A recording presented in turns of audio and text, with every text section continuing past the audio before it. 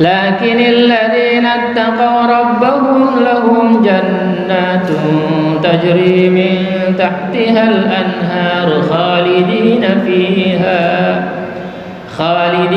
fiha nuzulan min 'indillah wa ma 'indallahi khairul lil abrar.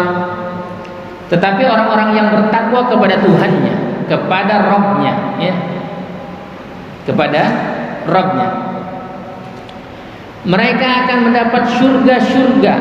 Berarti surganya banyak kan?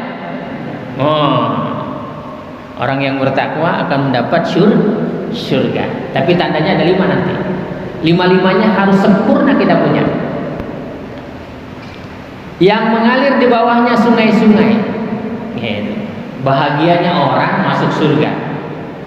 Mereka kekal di dalamnya, nggak mungkin nyemplung lagi ke neraka, nggak mungkin, karena kekal di surga. Sebagai karunia dari Allah, dan apa yang di sisi Allah lebih baik bagi orang-orang yang berbakti, itu lebih baik. Nah, sekarang kita ciri-ciri, tanda-tanda orang yang bertakwa. Kemarin tanda-tanda orang yang beriman sudah kan? Ingat nggak tandanya? Nggak dicatat sih, makanya dicatat. Tandanya itu kan di surat Al-Anfal, tanda orang beriman. Kalau dia beriman saja belum, apalagi bertakwa. Coba diulang dulu sebelum bertakwa di surat Al-Anfal tuh. Surat Al-Anfal ayat 2. Coba supaya hafal betul ya. Nggak mungkin orang itu bertakwa kalau dia tidak beriman, karena konsep bertakwa itu iman dulu. Di surat 8 ayat 2 ya.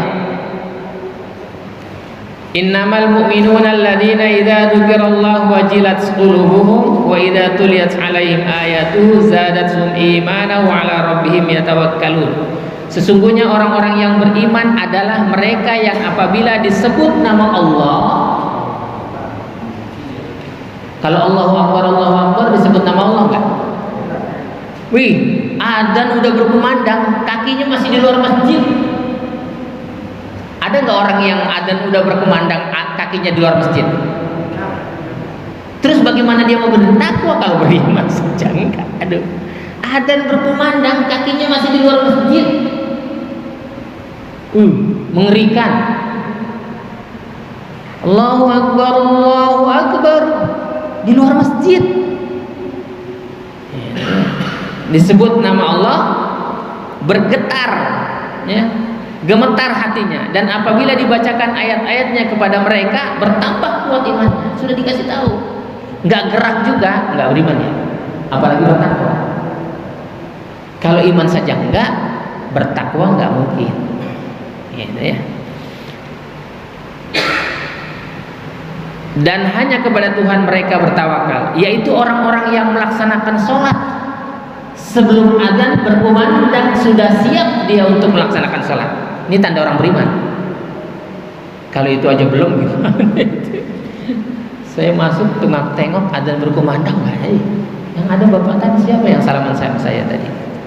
Ya, mudah-mudahan Allah berangkatkan nanti tahun depan ibadah umrohnya. Amin, gitu ya. Pokoknya kalau mau beriman, tanda pertama tuh belajar. Itu sebenarnya ringan tapi berat. Ringan diucapkan, berat dilaksanakan. Ya. Kemudian yang menginfakkan sebagian dari rezeki yang kami berikan kepada mereka, itu tandanya tuh, ya, tanda beriman. Gitu. Ayat yang keempatnya, mereka itulah orang-orang yang benar-benar beriman. Berarti ada orang yang ngaku-ngaku beriman, ngaku doang. Mereka akan memperoleh derajat yang tinggi di sisi Tuhannya dan ampunan serta rezeki nikmat yang mulia. Makanya mendapatkan rezekinya kalau orang beriman halalan thayyiban. Nggak ada tuh, jangankan cerita haram kalau orang beriman. Subhat aja nggak bisa masuk. Subhat yang nggak jelas duitnya, yang nggak jelas rezekinya nggak bisa masuk, apalagi haram. Tapi kalau makan haram, Cerita mau bertakwa repot juga. Tapi enggak, tetap kita belajar ya. Mudah-mudahan Allah bisa merubah diri kita dengan Al-Quran. Karena tidak ada manusia yang bisa merubah Al-Quran, tetapi Al-Quran pasti bisa merubah orang. Dah, kita mulai yang bertakwa lah, yang beriman sudahlah. Ya, mudah-mudahan kita termasuk orang-orang yang bertakwa. Di surat 3 ayat 136. 133 dulu. Silakan dibaca 133. Ya. 133. Ayo bacanya gantian. Yang bujangan saya doakan cepat kawin, ya kan? Yang bujangan. Yang tua diberikan umur yang berkah. Ayo, silakan. Ta'awud dulu. Ya. Wa idza qara'tal Qur'an, kata Allah, wa idza qara'tal Qur'an fasta'id billahi minasyaitonir rajim. Kalau kau hendak membaca Quran, maka ucapkan ta'awud. A'udzu billahi minasyaitonir rajim. Kalau mau baca hadis, ucapkan bismillahirrahmanirrahim. Cara baca itu, ya. Ayo, silakan.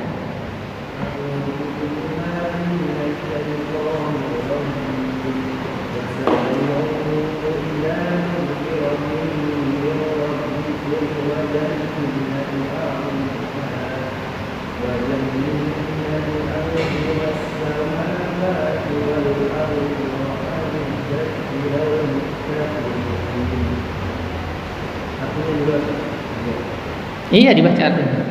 Dan bersegeralah kamu mencari ampunan dari Tuhanmu dan mendapatkan surga yang luasnya seluas langit dan bumi, yang disediakan bagi orang-orang yang bertakwa.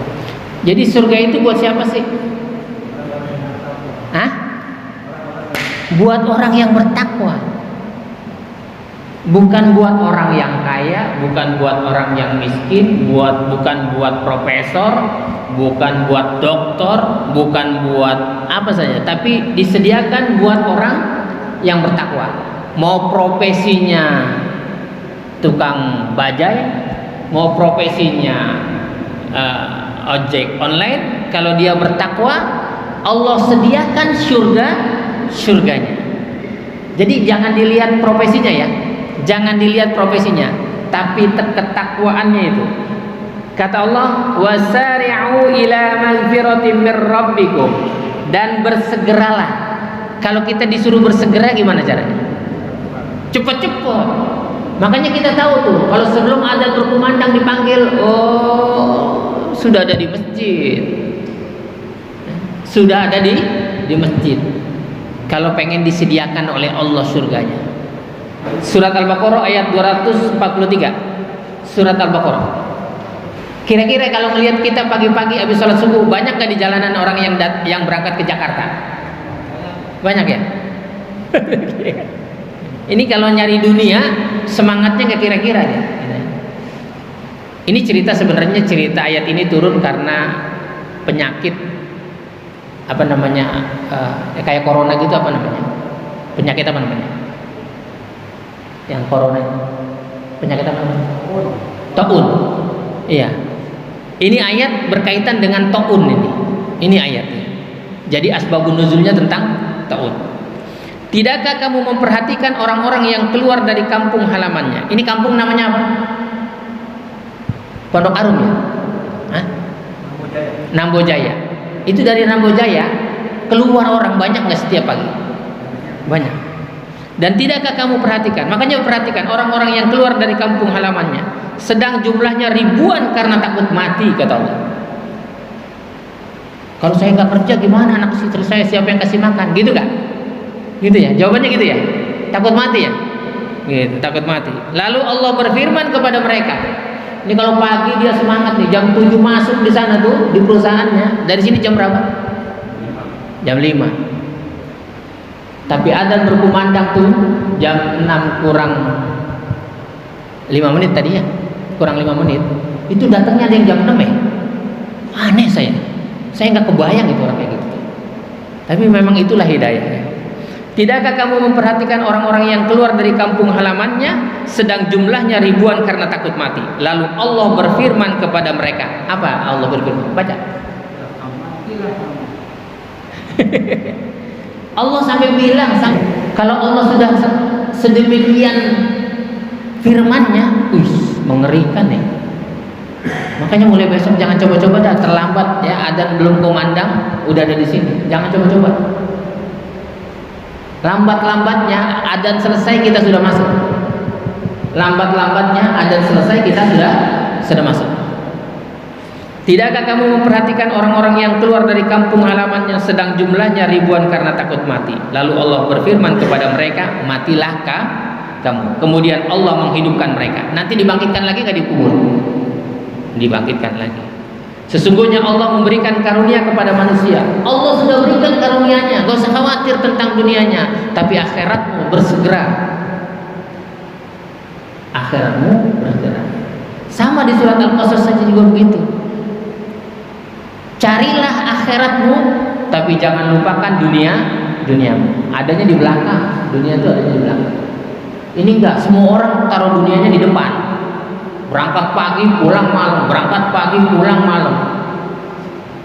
Ayam juga gitu, berangkat pagi pulang sore.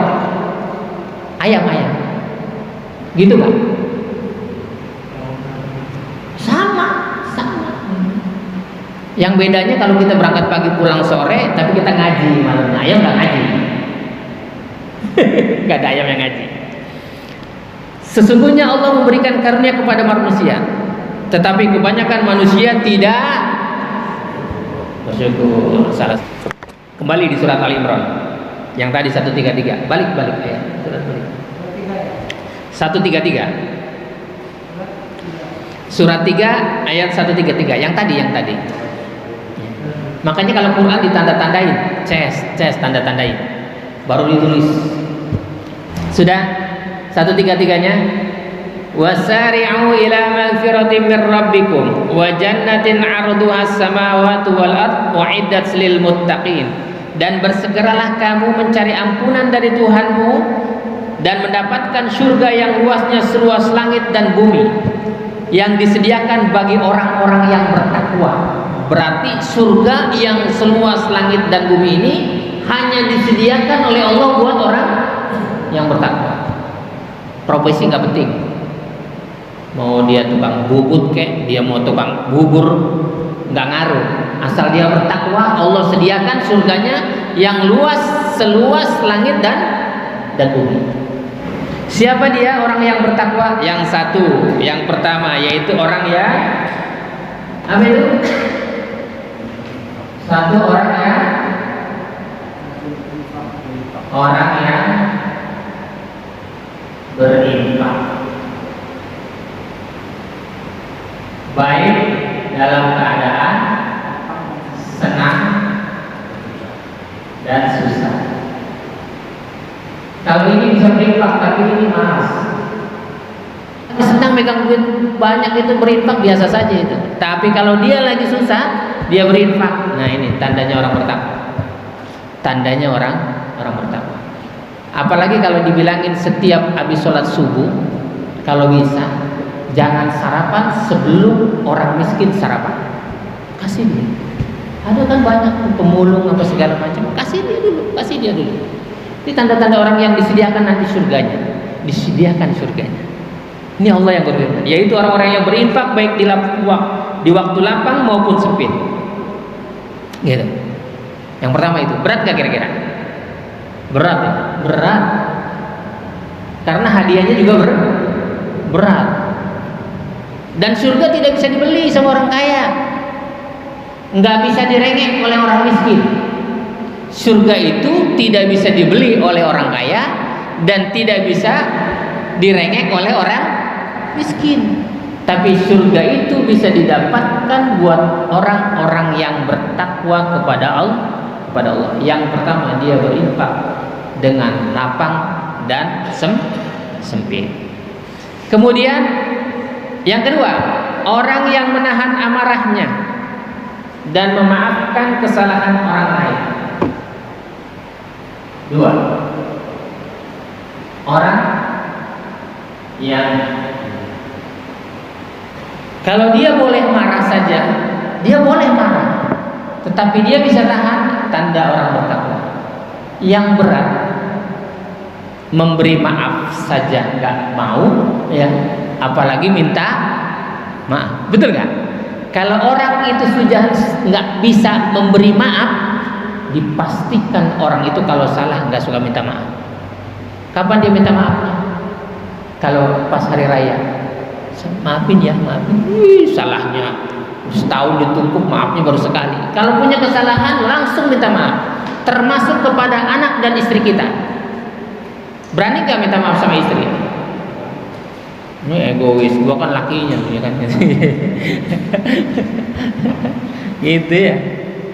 Termasuk sama anak. Kalau salah minta maaf, salah ya, maaf ya nak, gitu. Kalau dia nggak bisa memberi maaf, pasti dia nggak suka minta maaf. Ya. Yang kedua, lanjut. Ayat 135-nya, silakan dibaca.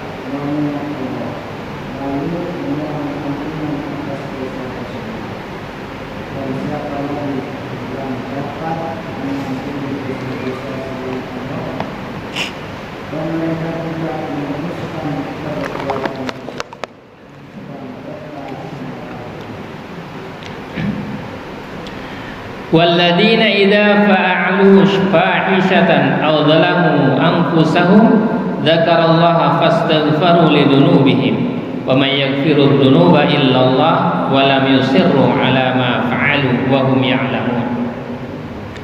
Dan juga orang yang apabila mengerjakan perbuatan keji atau menzalimi diri sendiri. Apa itu perbuatan keji? Ada catatan kecilnya di dalam Al-Qur'an itu. Coba lihat, ada catatannya kan? 145 ya, catatan kecilnya ya. Betul. Fahisha itu perbuatan keji, ialah dosa besar. Dosa besar yang akibatnya tidak hanya menimpa dirinya sendiri, tetapi menimpa orang lain. Seperti apa? Seperti apa? Zina. Terus? Hah? Riba. Jadi kalau masih riba, oh nggak ada orang riba bertakwa, nggak ada. Saya emang nggak riba Ustaz, cuma kredit motor, kredit mobil di leasing, katanya. Nggak riba. Nggak mungkin dia bertakwa, gitu berat. Ya. Merokok, sebelahnya batuk-batuk. Fahisha itu menyebabkan orang lain terzalimi juga. Menzalimi diri sendiri ialah melakukan dosa yang akibatnya hanya menimpa diri sendiri, baik besar atau kecil. Gak boleh, jangan dilanjutkan ya. Kalau sudah tahu jangan dilanjutkan. Segera mengingat Allah, segera kata Allah, lalu memohon ampunan atas dosa-dosanya. Dan siapa lagi yang dapat mengampuni dosa-dosa selain Allah? Gak ada, cuma Allah saja yang bisa mengampuni dosa kata. Dan mereka tidak meneruskan perbuatan dosa itu.